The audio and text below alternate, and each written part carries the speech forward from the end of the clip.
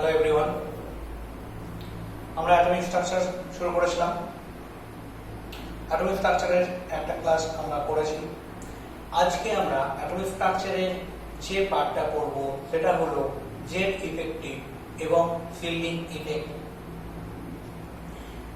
Z effective এবং fielding effect এই জিনিসটা আমাদের বইয়ে অতটা ভালো নেই বা ডিটেলসে আমাদের অতটা নেই, কিন্তু আমাদের এই কনসেপ্টটা জানতে হবে, কারণ এই কনসেপ্টের উপর বেস করে এরপরে আমরা বিভিন্ন রকম টপিকস আলোচনা করব, যেমন অ্যাটমিক রেডিয়াস, তার চেয়ে বড় কথা ল্যান্থানাইট সংকোচন, আরো সব টপিকসগুলো আছে যেগুলো এই জেড ইফেক্টিভ আর ফিল্ডিং এফিশিয়েন্সির উপর ডিপেন্ড করে আমরা পরবর্তীকালে আলোচনা করব। এখন যদি আমরা এই জেড ইফেক্ট এবং ফিল্ডিং ইফেক্ট এই দুটো জিনিস যদি আমরা ঠিক মতো না জানি, তাহলে আমাদের কি করতে হবে? জিনিসগুলো মুখস্থ করতে হবে। আর আমরা কেমিস্ট্রি মুখস্থ করব না। কেমিস্ট্রি খুবই সোজা একটা জিনিস, শুধু আমাদের কি করতে হবে? বেসিক জিনিসগুলোকে আমাদের ক্লিয়ার করতে হবে। আর তার চেয়ে বড় ব্যাপার, কেমিস্ট্রি হচ্ছে আমাদের ডেইলি লাইফের বিভিন্ন এক্সাম্পলের উপর ডিপেন্ড করে সবকিছু তৈরি। সুতরাং আমরা যে জিনিসটা করব সেই জিনিসটার উপর তোমরা যদি ডেইলি লাইফে বিভিন্ন এক্সপিরিয়েন্সকে কাজে লাগাও বা বিভিন্ন এক্সপিরিয়েন্স থেকে কেমিস্ট্রিটাকে যদি রিলেট করো, দেখবে কেমিস্ট্রি আমাদের কাছে একেবারে ইজি হয়ে যাবে। আজকেও সেরকম আমরা কিছু ডেইলি এক্সপিরিয়েন্সকে এই জিনিসটাকে তুলে ধরবো। ঠিক আছে, চলো তাহলে শুরু করা যাক। প্রথম হচ্ছে জেড ইফেক্টিভ। এটা শুরু করার আগে আমাকে বলো সোডিয়াম। ধরে দাও আমি একটা এলিমেন্ট নিয়েছি সোডিয়াম। সোডিয়ামের অ্যাটমিক ওয়েট কত?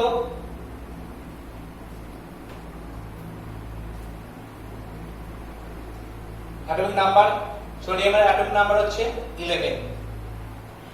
এই 11 বলতে আমরা কি বলছি? সোডিয়ামের যে নিউক্লিয়াস আছে, সেই যে নিউক্লিয়াস যেটাকে আমরা পজিটিভ ধরেছি, সেই পজিটিভে এখানে আমাদের 11টা প্রোটন আছে। আমরা এই প্রোটনটাকে আমরা এই উপরে বলছি, আর এই প্রোটনটাকে আমরা বলি জেড বা পরমাণু ক্রমাঙ্ক। আবার দেখো, এই যে প্রোটন আমরা বলছি, এই প্রোটন তো আমরা ভেতরে ঢুকে কাউন্ট করতে পারি না। সেই জন্য কি করি? আমরা যে কোনো নিউট্রাল এলিমেন্টের বা নিউট্রাল অ্যাটমের ইলেকট্রনের সাথে তাকে রিলেট করি। আমরা জানি যতগুলো প্রোটন আছে ঠিক ততগুলো ইলেকট্রন আছে, অর্থাৎ সোডিয়ামের ইলেকট্রনটাকে আমরা কাউন্ট করে আমরা তার প্রোটনটাকে কাউন্ট করি, এবং এই প্রোটনটাকে আমরা বলছি জেড। এখন দেখো, এই জেড তো আমরা জানলাম, পরমাণু ক্রমাঙ্ক সম্পর্কে আমরা জানলাম, কিন্তু আমরা কি পেয়েছি না Z effect. What is Z effect?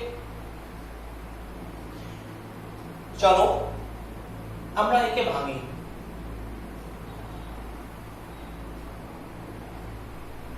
এটা নিউক্লিয়াস, নিউক্লিয়াসের চার্জ হচ্ছে জেড। এখন দেখো,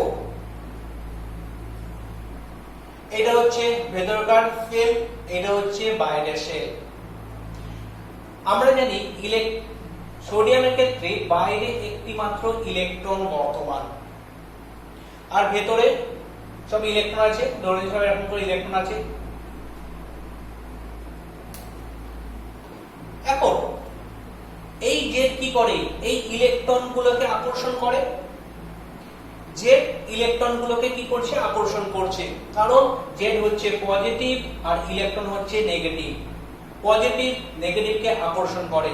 এই আকর্ষণ বলের জন্য কি করছে? অ্যাটমটা স্থিতিশীল আছে। সুতরাং এখন আমি তোমাকে একটু জিজ্ঞাসা করি যে এই যে বাইরের যে ইলেকট্রনটা আছে, এই বাইরের ইলেকট্রনের উপর এই জেড কতটা ফোর্স অ্যাপ্লাই করছে? অর্থাৎ এদের মধ্যে যে আকর্ষণ বলটা ক্রিয়েট করছে, আকর্ষণ বলটা আছে, সেই আকর্ষণ বলটা কত? অর্থাৎ নেট ফোর্স কত। তাহলে আমরা জানি ফাজেল সূত্র অনুযায়ী কি F equal to F radius K Q1 Q2 by R square, ফিজিক্সের আপনার প্রভাব পড়বে, অর্থাৎ দুটো চার্জ পার্টিকেলের মধ্যে কতটা ফোর্স অ্যাপ্লাই হচ্ছে সেটা এই সূত্র এখানে কুলম্ব দিয়েছিলেন। তাহলে এখানে ভেতরে কি হচ্ছে 11e, তাহলে ভেতরে যে চার্জ কত আছে, ভেতরে আমি যদি 11 ধরি 11 ইউনিট ধরি, আর বাইরের একটা ইলেকট্রন আছে ওর 1 ইউনিট, তাহলে আমি এখানটাকে k into 11 into e by r square আমি লিখতে পারি। এখন আমি ধরে নাও r এবং k কে নেগলেক্ট করলাম, ধরে নিচ্ছি আমি r k কে নেগলেক্ট করলাম, এই 11 e টা ধরে নিচ্ছি এই ফোর্স। যদি k by r কে আমি এটা আমি ধরছি, যদি 1 ধরি তাহলে ফোর্স কত হচ্ছে 11e, অর্থাৎ যেটা নিউক্লিয়ার জেডের সাথে একটা ই, এইটা হচ্ছে তার ফোর্সটা আমি ধরে নিচ্ছি। সোডিয়ামের ক্ষেত্রে 11, অ্যালুমিনিয়াম, সোডিয়াম ম্যাগনেসিয়াম এর ক্ষেত্রে সোডিয়াম অ্যালুমিনিয়াম হচ্ছে 13, তাহলে এখানে জেড কত, অ্যালুমিনিয়ামের ক্ষেত্রে তাহলে এই ফোর্স কত হবে জেড ইনটু ই, অর্থাৎ 13 ইনটু ই, তাহলে এই ফোর্সটা সে দেবে এত ফোর্স। তাহলে দেখো আমার কি হচ্ছে না, এই যে নিট ফোর্সটা কত হচ্ছে না, এ কে যতটা ফোর্স দ্বারা টানছে, অর্থাৎ দুটোর যে আমার চার্জ আছে চার্জ দুটোর গুণফল, এটা আমরা থিওরিটিক্যালি মান একটা পেলাম, কিন্তু যখন আমরা এক্সপ্লেন করলাম তখন দেখলাম এই থিওরি মান যা পাচ্ছি এক্সপেরিমেন্টাল ভ্যালু অনেক কম। সুতরাং সোডিয়ামের ক্ষেত্রে ভ্যালু যদি 11e আমার পাওয়ার কথা হয়, আমি এক্সপেরিমেন্টাল যখন করছি এ ধরে নাও আমি পাচ্ছি 9.5 পাচ্ছি, তাহলে আমি দেখো আমার পাওয়ার কথা ছিল 11e, আমি পাচ্ছি 9.5e, তাহলে এই যে কম পাচ্ছি কেন পাচ্ছি, তাহলে আমি একটা কম পাচ্ছি, এই যে কেন পাচ্ছি, এই কেনর উত্তর আমাকে দেবে ফিল্ডিং ইফেক্ট। তাহলে একটা জিনিস বলবো, আমার পাওয়ার কথা ছিল 11e, কিন্তু আমি পাচ্ছি কত 9.5e, আর 9.5 এটা কি আমার এক্সপেরিমেন্টাল ভ্যালু, তো এক্সপেরিমেন্টাল যে ভ্যালুটা সেটাই এখানে নিট ফোর্সটা কাজ করছে। তাহলে এখন এই বাইরের ইলেকট্রন এই জেটটার কতটা ফোর্স অ্যাপ্লাই করছে না 9.11e, এই যে ফোর্সটা যে ফোর্সটা এই বাইরের ইলেকট্রনটার উপর অ্যাপ্লাই হচ্ছে, এই ফোর্সটা কি বলবো আমরা জেড ইফেক্ট। ক্লিয়ার হলো? তাহলে দেখো আমরা এখানে পাচ্ছি কি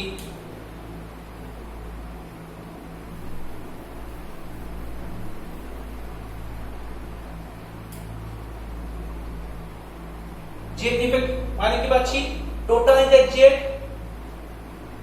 এই জেডের সাথে দেখো একটা কোয়ান্টিটি আমি কম পাচ্ছি, একটা মাইনাস পাচ্ছি, তবে আমি দেখো এটা কি করছি আমরা এই 9.5e, তাহলে 11 মাইনাস 9.5 সমান হচ্ছে 10, 1.5, এটা হচ্ছে এই 1.5 যেটা কম পাচ্ছি, এই 1.5 টা হচ্ছে এই সিগমা, একে সিগমা বলা হয়। হ্যাঁ, এটা হচ্ছে সিগমা, এটা হচ্ছে সিগমা। তাহলে জেড ইফেক্টে কি হচ্ছে না, জেড ইফেক্ট হচ্ছে আমরা এই যে নিট ফোর্স, এই নিট ফোর্সটাকে আমরা বলছি জেড ইফেক্ট, অর্থাৎ কোন অ্যাটমের একেবারে আউটার মোস্ট ইলেকট্রন, সেই outer most electron net Z কে কতটা পাচ্ছে, অর্থাৎ আউটার মোস্ট ইলেকট্রন আর এই নিউক্লিয়াসের মধ্যে নিট অ্যাট্রাকশন ফোর্সটাকে বলছি আমরা জেড ইফেক্ট। আরেকবার, net attraction force between outer most electron and nucleus, outermost electron and nucleus, that is called Z effect. তাহলে Z effect ক্লিয়ার হলো। এইটা কি, এইটা হচ্ছে আমাকে কোন কারণবশত আমাকে এই জিনিসটা কম দিচ্ছে। যদি বলে স্যার এই জিনিসটা কেন ঘটছে, দেখো এখানে দেখো এই যে ইলেকট্রন এ তো একে আকর্ষণ করছে, এ পজিটিভ এ নেগেটিভ আকর্ষণ করছে, কিন্তু এই ভেতরকার যে ইলেকট্রন আছে সেই ইলেকট্রন কি করছে, পরস্পরকে রিপালশন করছে। তাহলে একজন কি করছে, টানছে, আর ভেতরে এই ইলেকট্রন কি করছে, তাকে ঠেলে দিচ্ছে। একে অপরের বিপরীতমুখী একটা কার্য করছে। এই বিপরীতমুখী কার্যের জন্যই এইটা কি, এটা আমার পজিটিভ, আর এইটা কি বিপরীতমুখী কার্যের জন্য যে ফোর্সটা সেটা, এটা ধরে নিচ্ছে অ্যাট্রাকশন ফোর্স, এটা ধরে নিচ্ছে রিপালশন ফোর্স। তাহলে এই রিপালশন ফোর্স আর অ্যাট্রাকশন ফোর্সের ব্যালেন্সই আমার হচ্ছে জেড ইফেক্ট। তাহলে জেড ইফেক্ট কি হচ্ছে, the net force applied on outermost electron. Outermost ইলেকট্রনটা যে নিড ফোর্সটা গ্রহণ করছে বা যে নিড ফোর্সটা এই আউটারমোস্ট ইলেকট্রনটার উপর পড়ছে তাকে আমরা বলছি জেড ইফেক্ট। ক্লিয়ার হলো Z effect? The attraction between the outermost electron and the nucleus is called Z effect.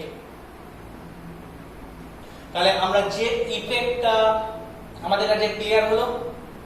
তাহলে Z ইফেক্ট কি করছে, Z ইফেক্টটা কি করছে না, টোটাল যে আমরা নিউক্লিয়ার চার্জ যেটা পাচ্ছি সেই চার্জটাকে কিছুটা কমিয়ে দিচ্ছে।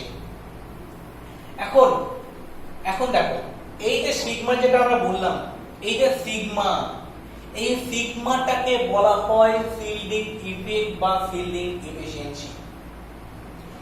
এই যে ফিল্ডিং ইফেক্ট, এই ফিল্ডিং ইফেক্ট হচ্ছে এই সিগমাটা। জিনিসটা কি এবার দেখো,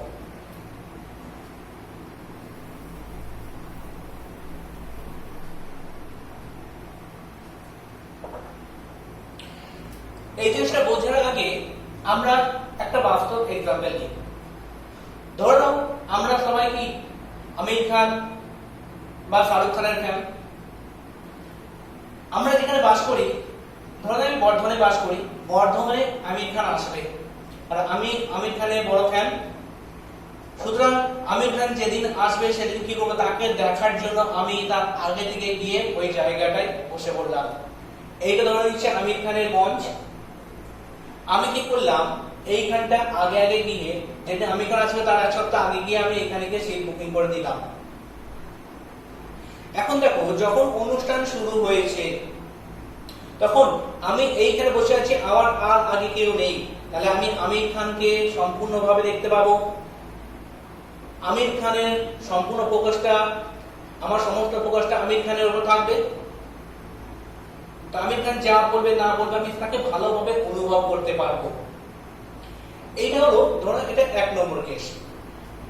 2 নম্বর কেস, এখন ধরে নাও আমার যাওয়ার টাইম ছিল কিন্তু কোনো কারণবশত লেট হয়ে গেছে, বাই চান্স কোনো কারণে লেট হয়ে গেছে। মানে 1 ঘন্টা 1.5 ঘন্টা লেট হয়ে গেছে। আশা করছি তখন আর সিট ফাঁকা থাকবে না। তখন একেবারে বাইরে যেখানে মানে আছে আমি সে বাইরে একটা জায়গায় সিট পেয়েছি, একবারে আউটারমোস্ট সবার বাইরে সিট পেয়েছি। এখন আমি কি আমির খানকে দেখতে পাবো ঠিক মতো? আমির খানের আমি কি আমির খানকে পুরো ফোকাস করতে পারবো? আমি হচ্ছি 4 ফুট, আমার সামনে যারা আছে তারা 4.5 ফুট, 5 ফুট, 6 ফুট। তাহলে আমি কি করব, আমির খানকে দেখার জন্য একবার এদিকে উঁকি মারবো, একবার ওদিকে উঁকি মারবো। দিয়ে কি হচ্ছে না, এইখানটাই আমার ফোকাসটাই নষ্ট হয়ে যাবে। অর্থাৎ যে অ্যাট্রাকশন আছে আমির খানের প্রতি, আমার যে অ্যাট্রাকশন আছে সেই অ্যাট্রাকশনটা কমে যাবে, আমি মনমরা হয়ে যাব। 3 নম্বর কেস,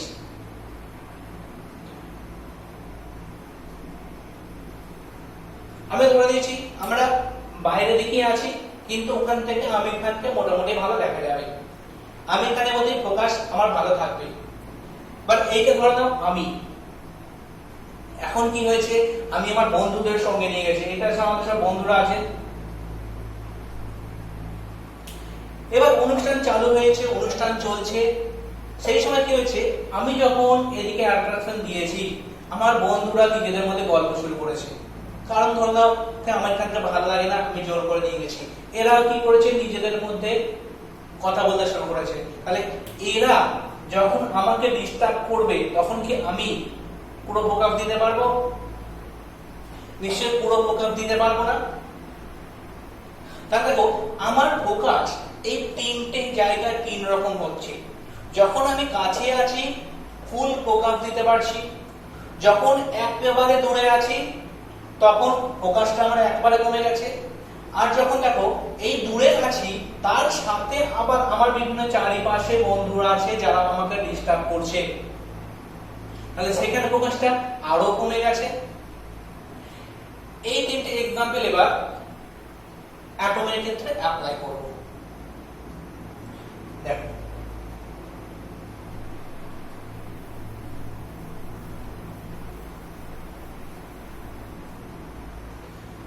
আবার সে সোডিয়াম নাও, সোডিয়াম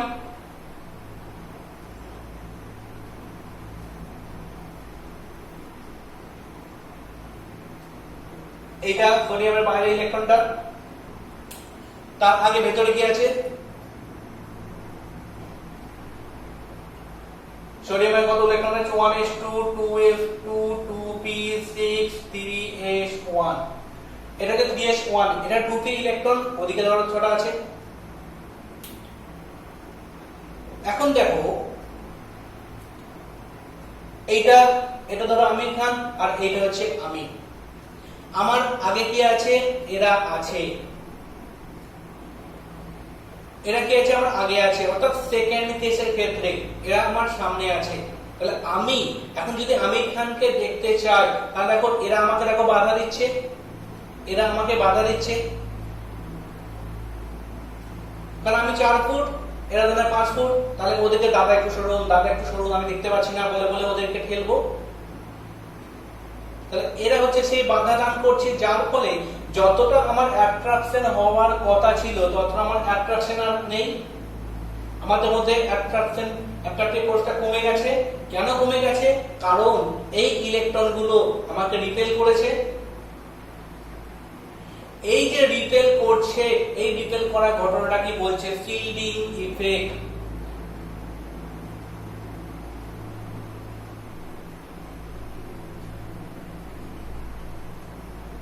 শিল্ডিং ইফেক্ট এর আরো এক নাম হচ্ছে স্ক্রিনিং ইফেক্ট।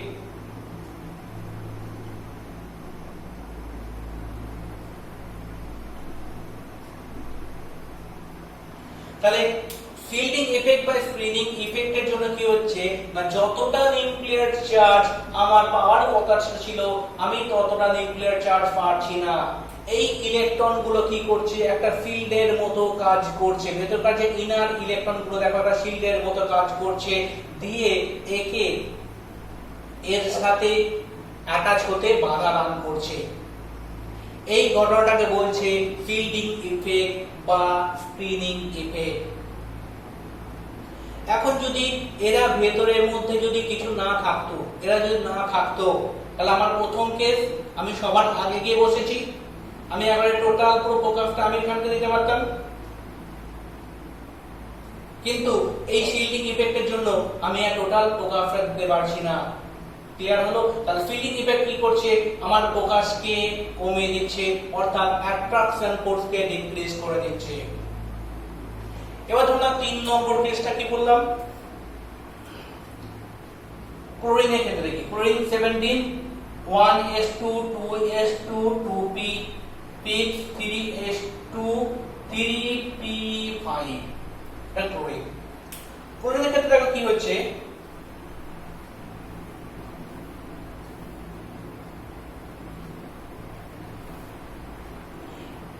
এইটা ধরলাম আমি ইলেকট্রনটা, এর পাশে দেখো এর সাথে কি 5টা ইলেকট্রন আছে, এই কক্ষটায় 5টা ইলেকট্রন, ধরুন আমি এখানে আছি, এখানে আছি, স্যার ভেতরে কি আছে, 2টো ইলেকট্রন আছে, রিপেল করছে, এর ভেতরে 6টা ইলেকট্রন আছে। এখন আমি যখন আমি এখানকে দেখব, এরা তো আমাকে রিপেল করছি,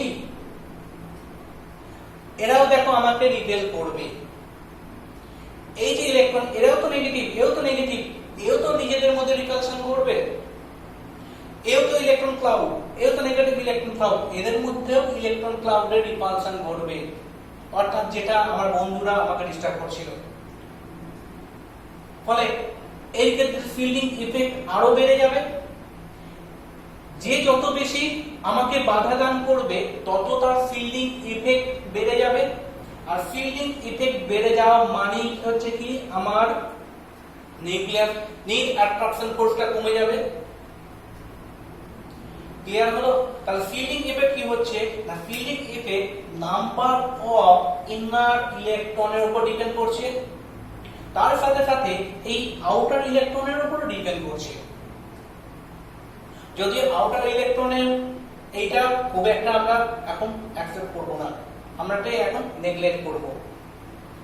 আমরা শুধুমাত্র এইটুকু ধরবো যে ইনার ইলেকট্রনের সংখ্যা যত বেশি হবে আমাকে সিল করার প্রবণতা তত বেশি হবে, অর্থাৎ নিউক্লিয়ার আর আউটার মোস্ট ইলেকট্রন আর নিউক্লিয়াসের মধ্যে অ্যাট্রাকশন ফোর্সটা তত কমবে। তাহলে আমরা পেলাম জেড ইফেক্ট ইকুয়াল টু পেলাম Z minus sigma fielding effect. Sigma যত বৃদ্ধি পাবে জেড ইফেক্ট তত ইনক্রিজ করবে। ক্লিয়ার হলো?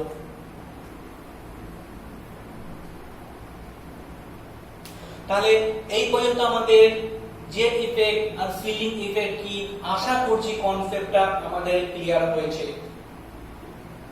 ঠিক আছে? কি জেড ইফেক্ট হচ্ছে নিট ফোর্স, যেটা কি হচ্ছে আউটার মোস্ট ইলেকট্রন আর নিউক্লিয়াসের মধ্যে কাজ করছে।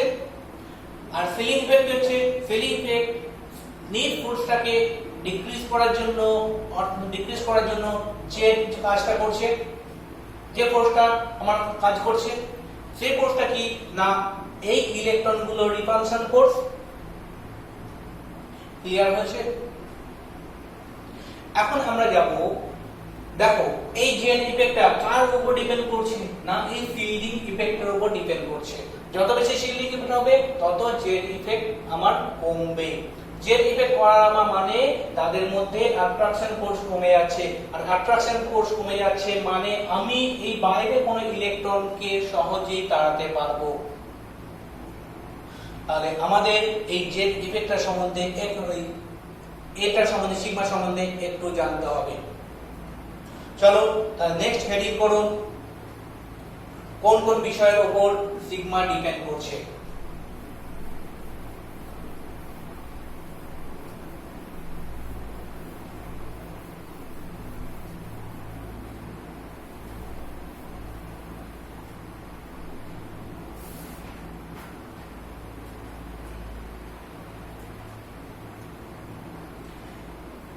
এবার দেখো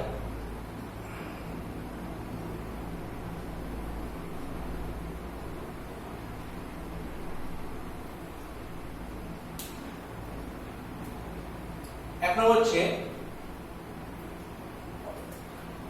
principal quantum number.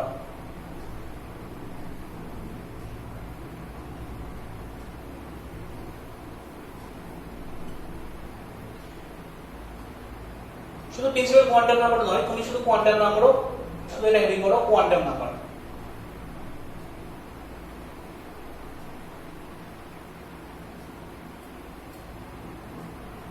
Quantum number increase করলে, কোয়ান্টাম নাম্বার যত ইনক্রিজ করবে এন ইনক্রিজ করা মানে সিগমা ইনক্রিজ করবে, আর সিগমা ইনক্রিজ করা মানে জেড ইফেক্ট ডিক্রিজ করবে। এনটা কি? এনটা হচ্ছে প্রিন্সিপাল কোয়ান্টাম নাম্বার, আমরা যেটা 1s 2s 2p 3s 3p এটা লিখি।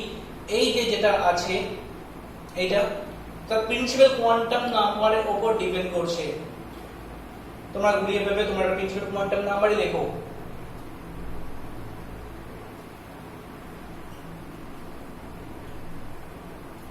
প্রিন্সিপাল কোয়ান্টাম নাম্বারই লেখো। তাহলে এই যে আমরা যেগুলো লিখছি এইগুলো হচ্ছে principal quantum number. Principal quantum number যত ইনক্রিজ করবে তার সিগমা ভ্যালু তত বৃদ্ধি পাবে। কারণটা কি হচ্ছে দেখো, যখন আমার প্রিন্সিপাল কোয়ান্টাম নাম্বার বৃদ্ধি পাচ্ছে মানে আমার এক একটা করে অরবিটাল বৃদ্ধি পাচ্ছে।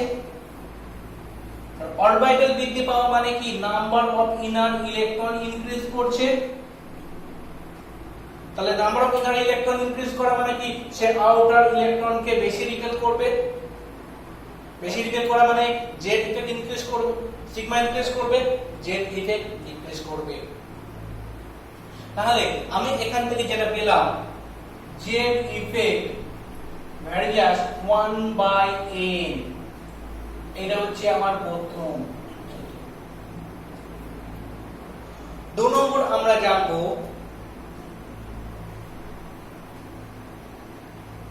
shape of orbital।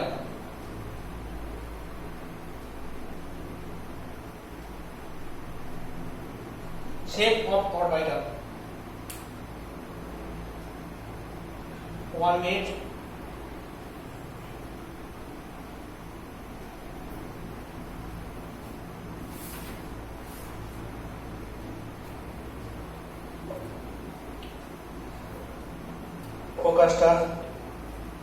ফোকাসটা একবার দেখলাম।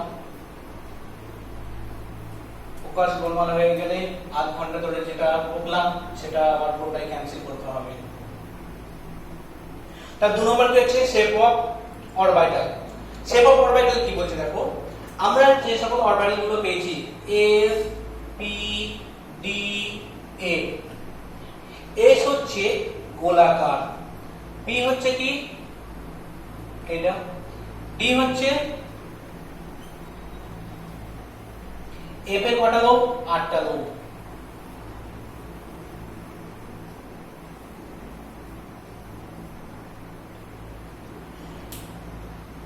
জেড ইফেক্ট সবচেয়ে বেশি, এটা বলে সবচেয়ে বেশি শিল্ড কে করে, সবচেয়ে বেশি শিল্ড করে এস, তারপর কে করে বি, তারপর কে করে ডি, তারপর হচ্ছে এফ। তাহলে শিল্ডিং ইফেক্ট সিগমা হচ্ছে এটা। সিগমা যদি এটা হয়, সিগমা ইনক্রিজ করলে জেড ডিক্রিজ করবে, অর্থাৎ যার সিগমা বেশি তার জেড কম হবে। আগে এইটুকু ক্লিয়ার হলো কিনা বলো। এবার কেন, এখন প্রশ্ন হচ্ছে এইটা এরকম কেন।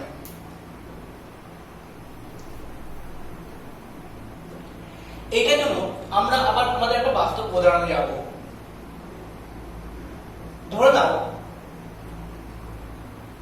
শীতকাল আছে, শীতকালে তুমি রোদের, তুমি কি করছো, এটা সূর্য, তুমি এইখানে শুয়ে আছো, এখানে তুমি শুয়ে থাকবে, ওটা তুমি সূর্যের ছায়া সুন্দর রোদে তুমি শুয়ে থাকবে।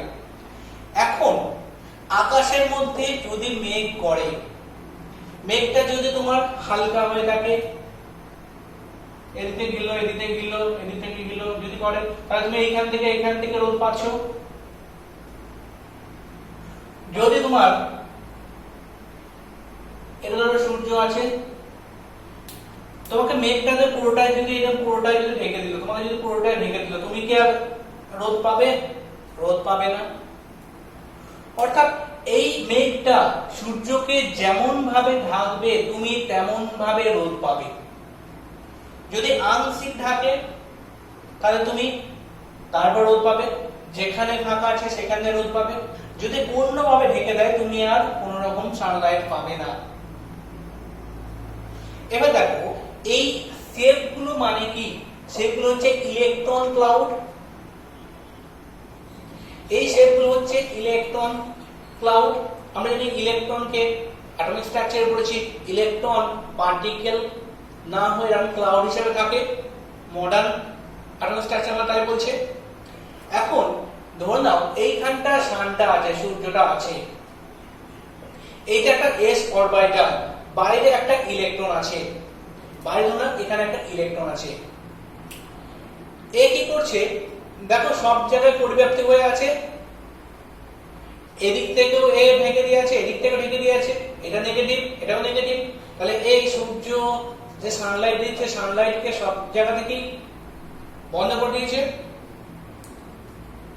যার ফলে এখান থেকে নিউক্লিয়ার চার্জ আর ততটা ইফেক্টিভ ভাবে পাচ্ছে না। তোমাকে এখানে দেখো সূর্যটাকে ঢেকে দিয়েছে, মেঘ ঢেকে দিয়েছে, তুমি সানলাইট পাচ্ছ না ঠিকই, কিন্তু তুমি তো উত্তর হিটটাও তো পাচ্ছ, লাইটটাও তো কিছু পরিমাণ পাচ্ছ, যে পরিমাণ পাওয়ার কথা ছিল তার চেয়ে অনেক কম পাচ্ছ, কিন্তু তো পাচ্ছ। এইখানে দেখো এই এস এর চারিদিক থেকে নিউক্লিয়াসকে ঘিরে রয়েছে, যার ফলে এর ইফেক্টিভ নিউক্লিয়াসে বেশি একে শিল্ডিং করেছে, এই কারণে এর শিল্ডিং এফিশিয়েন্সি সবচেয়ে বেশি। পি এর ক্ষেত্রে কি হচ্ছে, এইটা হচ্ছে নিউক্লিয়াস, এইটা ধরো নিউক্লিয়াস, তাহলে ওর মেঘ কোথায় আছে, এই অঞ্চলটা, এই অঞ্চলে মেঘ আছে, তাহলে এই অঞ্চলে মানুষগুলো সূর্যরশ্মি পাবে। তাহলে এ এখন দুটো জায়গা থেকে সূর্যরশ্মি পাচ্ছে। এর ক্ষেত্রে কি হচ্ছে দেখো, এক জায়গা, দুই জায়গা, চার জায়গা থেকে সূর্যরশ্মি পাচ্ছে। এর ক্ষেত্রে দেখো সবচেয়ে মোটামুটি সব জায়গা থেকে সূর্যরশ্মি পাচ্ছে। তাহলে দেখো এই অঞ্চলে যে ইলেকট্রন আছে সেই ইলেকট্রনটা দেখো একে আকর্ষণ করতে পারছে, ইলেকট্রন ক্লাউডটা যখন এইখানে আসে তখন নিউক্লিয়াসকে সে ভালোভাবে প্রকাশ করতে পারছে। এইখানে দেখো এইখানটা এই চারটি জায়গায় যখন ইলেকট্রন অবস্থান করবে তখন সে নিউক্লিয়াসকে ভালোভাবে পাচ্ছে। এর ক্ষেত্রে দেখো এতটা জায়গা জুড়ে যেখানে খুশি গিয়ে থাকতে পারে আউটার অফ ইলেকট্রনটা। এই কারণে এদের এই স্ট্রাকচারের জন্য শিল্ডিং এফিশিয়েন্সিটা কমে যাচ্ছে। সবচেয়ে ভালো সিল কে করছে, না সবচেয়ে ভালো সিলিং করছে এস, তারপর কে করছে পি, তারপর কে করছে ডি, তারপর এ। ক্লিয়ার হলো? তাহলে শিল্ডিং এফিশিয়েন্সি সবচেয়ে কম, এফ এর সবচেয়ে বেশি, এস এর। আর এর উপর বেস করে তোমরা পরবর্তীকালে একটা কোশ্চেন করবে ল্যান্থানাইড কন্ট্রাকশন বা ল্যান্থানয়েড সংকোচন। সেখানে এই সিলিং এফিশিয়েন্সি কম হওয়ার জন্য, এসের সিল করার ক্ষমতা কম হওয়ার জন্য ল্যান্থানয়েড মৌলগুলোর আয়নের কন্ট্রাকশন ঘটে, অর্থাৎ সংকোচন ঘটে। আমরা যখন টপিকটা আসবে তখন সেই বিষয়ে নিয়ে আলোচনা করব। তাহলে এখন আমাকে বলো এই দুটো জিনিস, প্রথমটা আমরা পেলাম জেড ইফেক্ট ভ্যারিয়াস 1/n